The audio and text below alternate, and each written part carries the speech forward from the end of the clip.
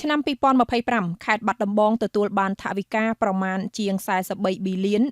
377លានរៀលលើគម្រោងអភិវឌ្ឍឃុំសង្កាត់ចំនួន117គម្រោងទូទាំងខេត្តបាត់ដំបងឆ្នាំ2025នេះទទួលបានគម្រោងអភិវឌ្ឍឃុំសង្កាត់ចំនួន117គម្រោងក្នុងនោះប្រភេទផ្លូវបេតុងផ្លូវក្រាលក្រួសក្រហមនិងផ្លូវក្រាលមិចជាចំណុចអាទិភាពដែលប្រជាពលរដ្ឋចង់បានលោកហានស៊ីហ៊ីបនាយកទីចាត់ការផែនការវិនិយោគនៃរដ្ឋបាលសាលាខេត្តបាត់ដំបងបានថ្លែងក្នុងកម្មវិធីសន្ទនាមតិវិទ្យុជាតិចំការជ័យខេត្តបាត់ដំបងកាលពីថ្ងៃទី23ខែមិថុនាឆ្នាំ2025ថាគម្រោងអភិវឌ្ឍឃុំសង្កាត់ឆ្នាំ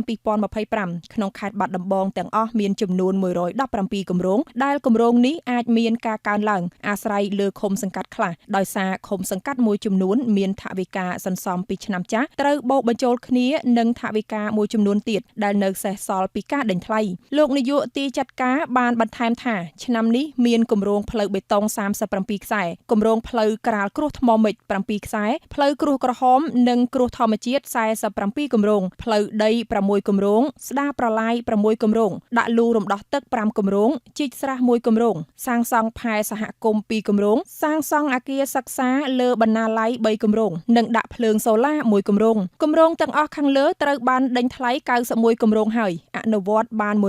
15គម្រោងអនុវត្តលើ 50% បាន7គម្រោងអនុវត្តក្រោម 50% បាន9គម្រោងគម្រោងដែលចុះកិច្ចសន្យាហើយត្រៀមអនុវត្ត21គម្រោងហើយគម្រោងទាំង117នេះស្មើនឹងថវិកាសរុបប្រហែលជាង43ប៊ីលាន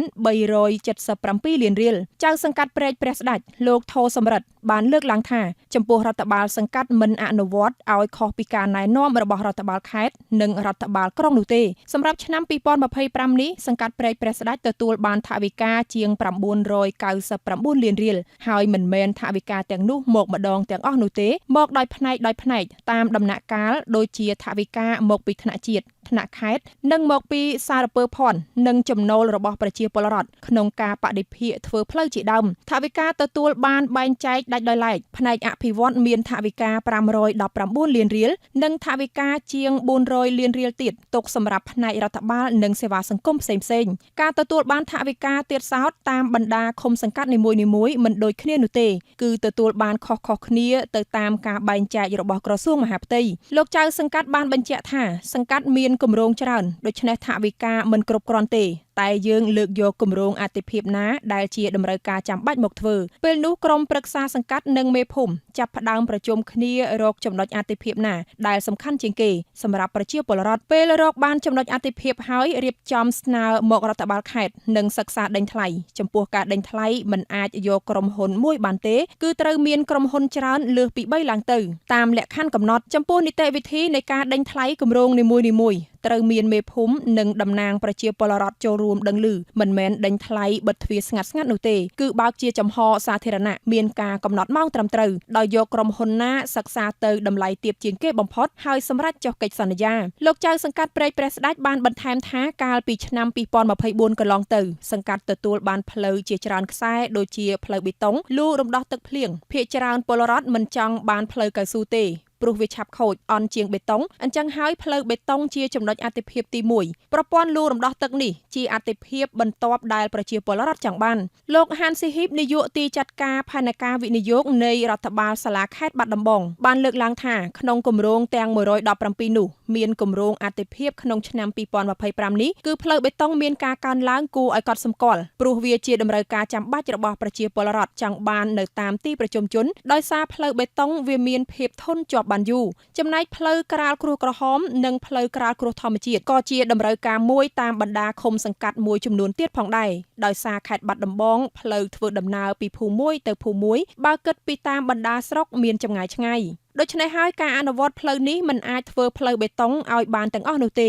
គឺធ្វើយ៉ាងម៉េចឲ្យមានផ្លូវសម្រាប់ការតភ្ជាប់សម្រាប់ប្រជាពលរដ្ឋធ្វើដំណើរទៅមកជាពិសេសការដឹកជញ្ជូនកសិផលលោកនាយកទីចាត់ការផែនការរូបនេះបានបន្ថែមទៀតថាចំពោះការត្រួតពិនិត្យគម្រោងមូលនិធិឃុំសង្កាត់ឲ្យមានតម្លាភាពនិងមានប្រសិទ្ធភាពត្រូវពិនិត្យតាមដានគម្រោងដែលបានដេញថ្លៃហើយ បានចេញសេចក្តីសម្រេចបង្កើតគណៈកម្មការគ្រប់គ្រងហើយឬនៅព្រោះគម្រោងនីមួយៗត្រូវមានគណៈកម្មការគ្រប់គ្រងគម្រោងដែលមានចៅសង្កាត់ជាប្រធានមានជំទប់ឬចៅសង្កាត់រងទី1ជាសមាជិកមានគណៈកម្មាធិការលទ្ធកម្មទាំងអស់ជាសមាជិកពិសេសមានតំណាងអ្នកប្រើប្រាស់ឬប្រជាពលរដ្ឋនៅមូលដ្ឋានចំពោះការអនុវត្តគម្រោងមានអ្នកពាក់ព័ន្ធតំណាងប្រជាពលរដ្ឋឬចាស់ព្រឹទ្ធាចារ្យអាចរាយការណ៍ជាប្រចាំអំពីដំណើរការនៃការអនុវត្តគម្រោងជូនចៅសង្កាត់ហើយនឹងមន្ត្រីបច្ចេកទេសលោកក៏បានបន្ថែមថាដើម្បីអនុវត្តគម្រោងនេះបានក្នុងនាមទីចាត់ការផែនការវិនិយោគជាសេនាធិការឲ្យរដ្ឋបាលខេត្តគឺបង្ហាត់បង្ហាញអំពីបច្ចេកទេសគម្រោងទាំងអស់ពន្យល់អំពីរបៀបប្រើប្រាស់គណៈកម្មការ